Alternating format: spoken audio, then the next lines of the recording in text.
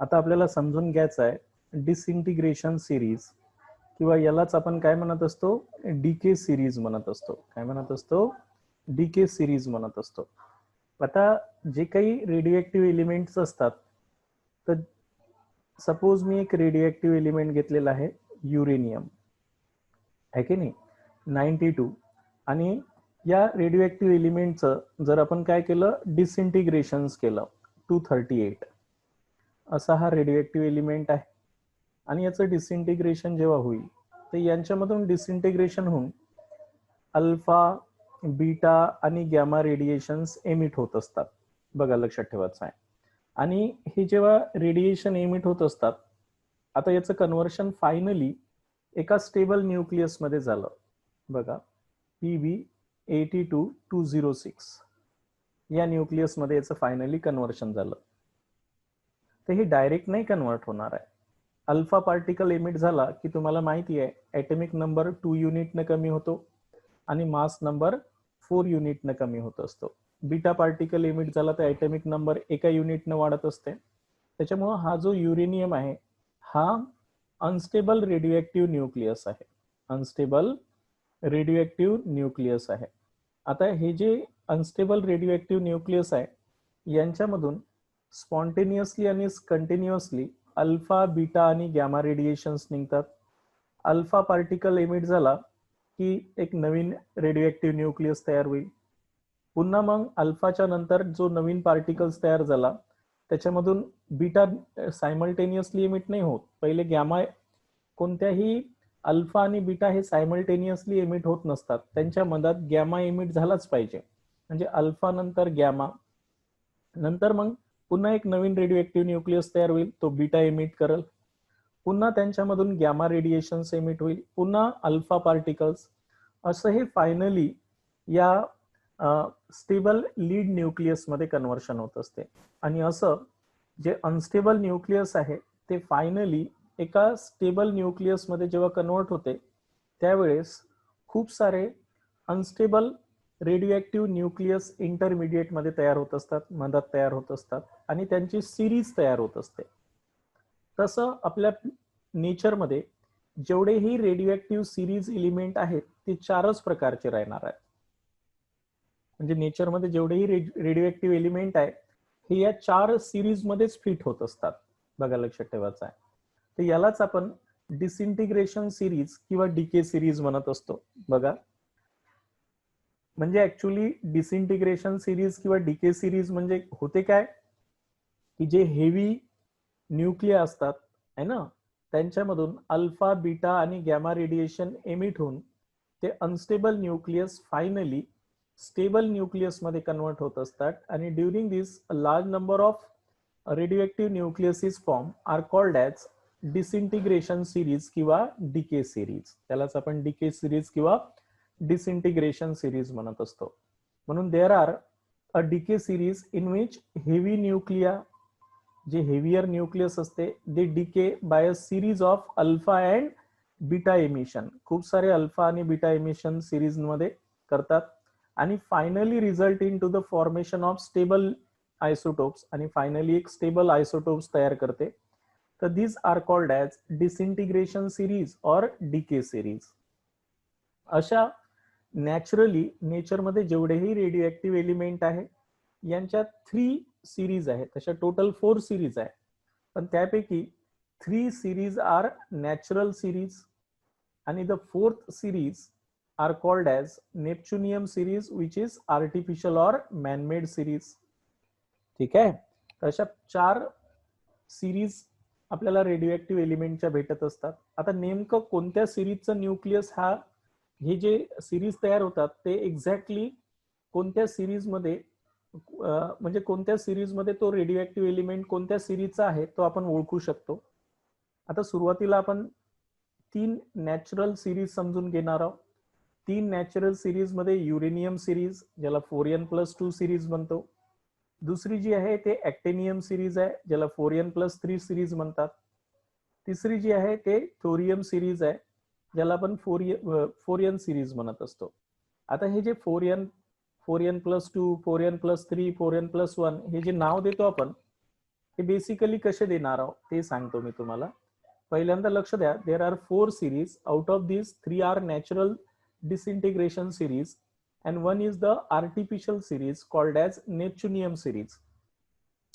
These 3 series are sometimes known as, ह्या ज्या 3 series आहे यांना आपण फोरियन सिरीज, ज्याला थोरियम सिरीज म्हणतो, त्याच्यानंतर फोरियन प्लस 2 युरेनियम सिरीज म्हणतो आणि फोरियन प्लस 3 म्हणजे ऍक्टिनियम सिरीज म्हणतो.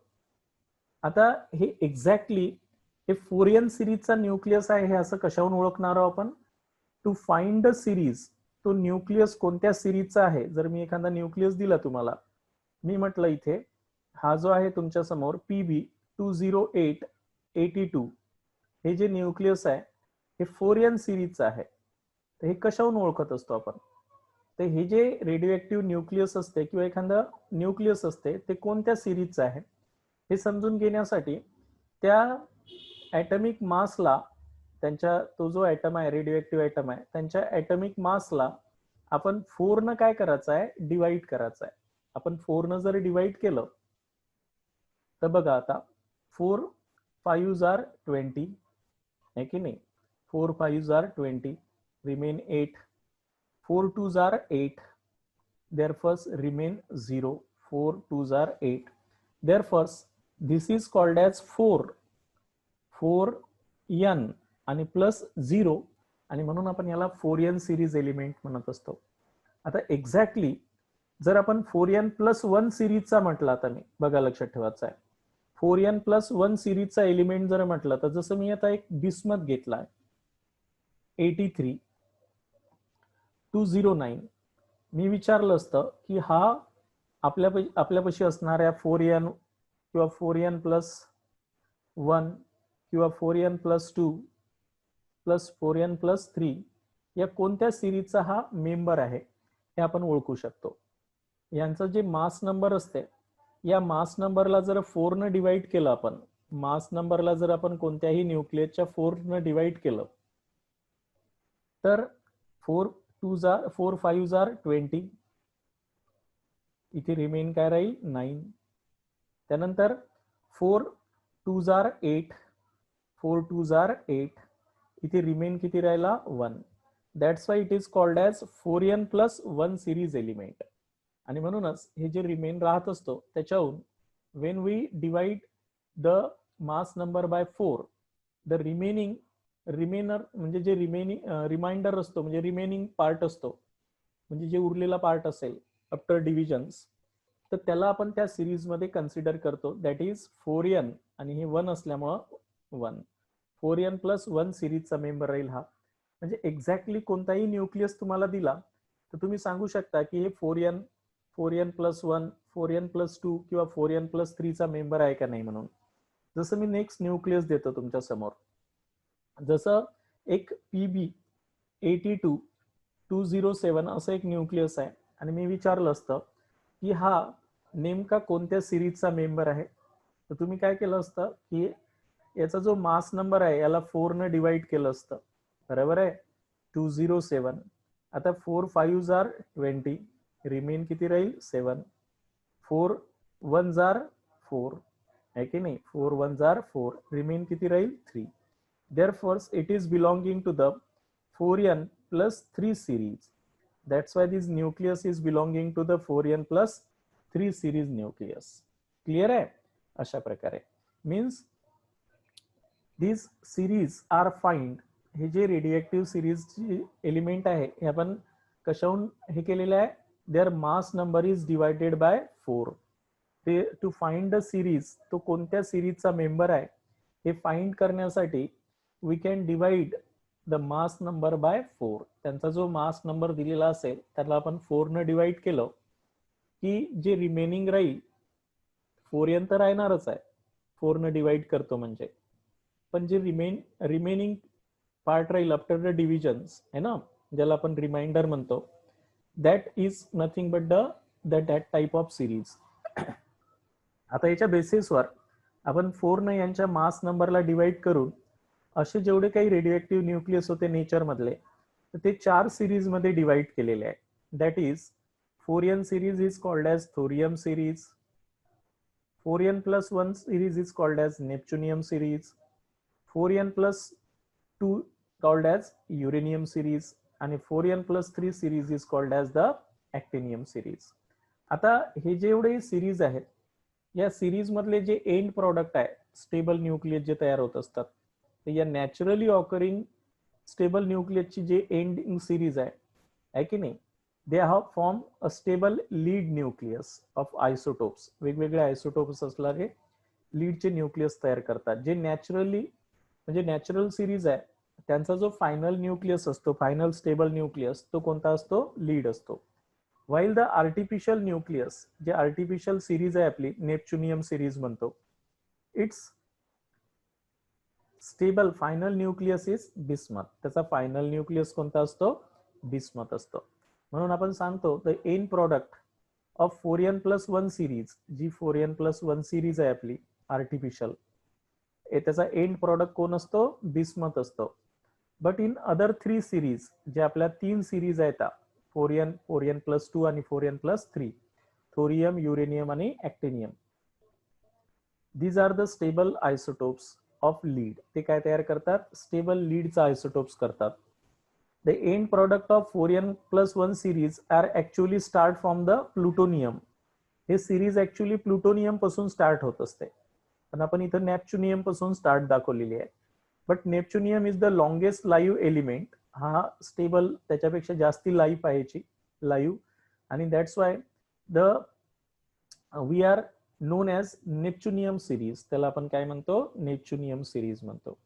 आता एक्झॅक्टली कोणत्याही सिरीज मध्ये, जसं आता मी एक पहिली सिरीज घेतली, कोणती आहे? 4n सिरीज, त्याला आपण काय म्हणत असतो? थोरियम सिरीज म्हणत असतो. बघा, लक्षात ठेवायचं आहे. थोरियम सिरीज ज्याचा स्टार्टिंग रेडिओएक्टिव्ह न्यूक्लियस आहे थोरियम, म्हणून आपण त्याला थोरियम सिरीज म्हटलाय. आणि when we divided by the 4, the complete division is occur to the mass number, and that's why it is called as 4n series, आहे की नाही? म्हणजेच जसं आता एक उदाहरण इथे दिलेलं आहे, थोरियम स्टार्ट होतो 90 पासून आणि त्याचा मास नंबर आहे 232, आणि याचा जो फायनल स्टेबल प्रॉडक्ट तयार होईल तो कोणता राहणार आहे? PB 82208. बरोबर आहे? बघा, लक्ष द्या आता इकडे. आता हे जे सिरीज आहे, ह्या सिरीज तुमच्या फक्त लक्षात ठेवायच्या आहे. 4n+1 सिरीज जी आहे, जिला आपण नेपच्युनियम सिरीज म्हणत असतो, काय आहे? नेपच्युनियम सिरीज आहे. तर ही नेपच्युनियम सिरीज जी आहे, तर हे नेपच्युनियम पासून स्टार्ट होते. नेपच्युनियम 93, बघा लक्षात ठेवायचं आहे, नेपच्युनियम 93 237 मास नंबर आहे, आणि फायनल प्रॉडक्ट त्याचा काय भेटणार आहे आपल्याला? बिस्मथ 83209. इथपर्यंत लक्षात आलं? थर्ड सिरीज तुमची युरेनियम सिरीज आहे. मला प्रॉब्लेम शिकवायचे आहे तुम्हाला याच्यावरचे, लक्षात ठेवायचं आहे. त्यामुळं मला हे समजून सांगणं आवश्यक आहे. 4n+2 सिरीज जी आहे ती तुमची युरेनियम सिरीज आहे. कोणती आहे? Uranium series. यांचा स्टार्टिंग जो रेडिओएक्टिव्ह न्यूक्लियस आहे तो युरेनियम आहे 92, ज्यांचा ऍटॉमिक नंबर आहे आणि मास नंबर आहे 238. फायनल प्रॉडक्ट यांचा तयार होणार आहे PB 82 आणि 206. क्लिअर आहे? त्यानंतर जी 4n+3 सिरीज आहे, that is called as 4n+3 series is called as actinium series. 4n+3 series is called as actinium series. त्याला आपण actinium series म्हणत असतो, आणि ज्याचा स्टार्टिंग केमिकल आपला actinium आहे 89 आहे ना, 235, आणि यांच्यापासून जो स्टेबल न्यूक्लियस तयार होतो तो PB 82207. इथपर्यंत तुमच्या लक्षात आलं असेल. अशा 4 सिरीज आहे. आता ह्या ज्या सिरीज आहेत सर्वच, बरोबर आहे, तर या सिरीज मधले जेवढेही एलिमेंट आहेत है ना, तर आता बेसिकली आपण यांचं काय करू की जे आपले प्रॉब्लेम आहे, calculate the alpha and beta particles, ते यांच्याहून सॉल्व्ह करू. इथपर्यंत सर्वांच्या लक्षात आलं असेल मी काय समजावून सांगितलं आहे ते. आता बघा, जी पहिली सिरीज आहे आपली, तर त्या पहिल्या सिरीज मधला एलिमेंट कोणता आहे आपला? थोरियम आहे 9232. यांच्यापासून आपल्याला काय तयार होऊन राहिलं आहे? PB 82208. आता आपल्याला असा क्वेश्चन्स विचारला जात असते, बघा लक्षात ठेवायचं, असं प्रॉब्लेम असतात आपले, बघा कोणतेही देऊ शकते, हेच नाही, असे प्रॉब्लेम्स देतात. आता ड्युरिंग दिस डिसइंटिग्रेशन, म्हणजे हा अनस्टेबल न्यूक्लियस या स्टेबल न्यूक्लियस मध्ये कन्वर्ट होत असताना how many alpha particles and how many beta particles are emitted during these transformations. हे न्यूक्लियस या न्यूक्लियस मध्ये कन्वर्ट होत असताना नंबर ऑफ अल्फा पार्टिकल्स आणि नंबर ऑफ बीटा पार्टिकल्स किती एमिट होत असतात ते आपल्याला कॅल्क्युलेट करायचे आहे. आता आपला फॉर्म्युला आहे नंबर ऑफ अल्फा पार्टिकल्स. बघा लक्षात ठेवायचं आहे, number of alpha particles emitted, किती अल्फा पार्टिकल्स आपल्याला एमिट होणार आहे. तर तुम्हाला माहिती आहे की अल्फा पार्टिकल एमिट करण्याचा फॉर्म्युला आहे ए पॅरेंट. बघा लक्षात ठेवायचं आहे, A parent minus A daughter mass number of daughter. Daughter म्हणजे जो प्रॉडक्ट न्यूक्लियस आहे त्याला आपण डॉटर न्यूक्लियस म्हणत असतो. काय ए डॉटर डिवायडेड बाय 4 हा वाला फॉर्म्युला आहे आपला. त्यामुळे या फॉर्म्युल्यामध्ये ही किंमत पुटअप करा. आपला ए पॅरेंट आहे 232. काय आहे 232 आहे ना. आणि जो डॉटर न्यूक्लियस आहे त्यामधला जो आहे तो आहे आपला 208 आहे ना, 208. म्हणून आपण 208 घेणार आहोत आणि डिवायडेड बाय 4. देअरफॉर ऍक्च्युली 232 आणि 208 मधून गेला तर किती राहणार आहे 24 आणि डिवायडेड बाय 4. त्याच्यामुळे नंबर ऑफ अल्फा पार्टिकल्स किती येतील 6 अल्फा पार्टिकल्स आर एमिटेड आहे की नाही. आणि म्हणून या ट्रान्सफॉर्मेशन्स मध्ये हे जेव्हा न्यूक्लियस तयार होत असते that time 6 alpha particles are emitted. 6 alpha particles are emitted आहे की नाही. ह्या न्यूक्लियस पासून ह्या न्यूक्लियस मध्ये कन्व्हर्शन होत असताना नंतर आता आपल्याला number of beta particle calculate करायचे. याच्यातले काय कॅल्क्युलेट करायचे आहे नंबर ऑफ बीटा पार्टिकल्स. बघा लक्षात ठेवायचं आहे, number of beta particle calculate करण्याचा फॉर्म्युला आपला काय आहे 2 into alpha particles. 2 into alpha particle minus Z daughter, कारण ऍटॉमिक नंबर चेंज होत असते जेव्हा बीटा पार्टिकल इमिट होत असते तेव्हा. म्हणून Z parent minus Z daughter हे वाला फॉर्म्युला तुम्हाला यूज करायचा आहे.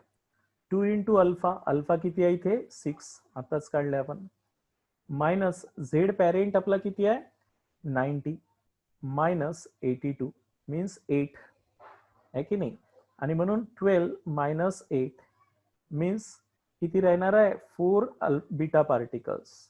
काय येणार आहे 4 beta particles are emitted. Means during this reactions, ही जेव्हा रिएक्शन्स होते तर हे जेव्हा न्यूक्लियस तयार होत असते तर that times 6 alpha particles and 4 beta particles are emitted. 4 beta particles are emitted in फोरियन सिरीज. फोरियन सिरीज मध्ये फायनली जे लीड न्यूक्लियस तयार होते थोरियम 90-30 पासून 232 पासून, तर त्या टाइमला 4 अल्फा पार्टिकल्स 4 बीटा पार्टिकल्स आणि 6 अल्फा पार्टिकल्स काय होत असतात एमिटेड होत असतात. आता बऱ्याच जणांना प्रश्न पडते की सर गॅमा किती होते आहे की नाही. हा बघा लक्षात ठेवायचं आहे, एव्हरी अल्फा और every beta emissions there is the gamma emissions. म्हणजे अल्फाच्या नंतर गॅमा, नंतर जे न्यूक्लियस तयार होते त्यांच्यामधून मग बीटा, पुन्हा त्या बीटा मधून जो न्यूक्लियस तयार होईल त्याच्यामधून गॅमा एमिट होत असते. Because we know that there is no simultaneous emission of alpha and beta particles from the radio nucleus. त्याच्यामुळं मिनिमम 6 अल्फा आहेत तर मग 6 गॅमा यावेळेस एमिट होतील आणि 4 गॅमा यांच्या वेळेस एमिट होईल. मीन्स मिनिमम 10 गॅमा एमिट होईल. भलेही गॅमा कंटिन्युअस 2 एमिट होऊ शकतात, 4 एमिट होऊ शकतात, but alpha and beta particles are not emitted simultaneously. After emission of alpha particle, one gamma particle is emitted. After emission of one beta particles, gamma particles are emitted. In this way, you can decide the how many number of gamma minimum. Gamma आपण मोजत नसतो, पण minimum 10 यांच्यामधून emit होईल. बरोबर आहे. अशा प्रकारे next series तुमची आता कोणती आहे, जसं आपण पहिल्या सिरीज मध्ये सांगितलंय 6 अल्फा पार्टिकल्स आणि 4 बीटा पार्टिकल्स एमिट होत असते. दुसरी आहे आपली नेपच्युनियम 92-237. बघा लक्षात ठेवायचं आहे, नेपच्युनियम 93-237 हे न्यूक्लियस आहे. आणि यांच्यापासून आपल्याला बिस्मथ 83 209 हे न्यूक्लियस तयार होते.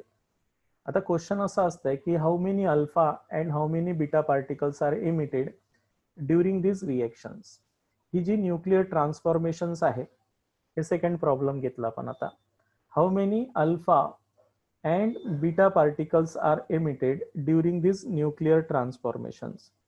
हे न्यूक्लियर ट्रान्सफॉर्मेशन होत असताना नंबर ऑफ अल्फा पार्टिकल्स आणि नंबर ऑफ बीटा पार्टिकल्स किती एमिट होत असतात.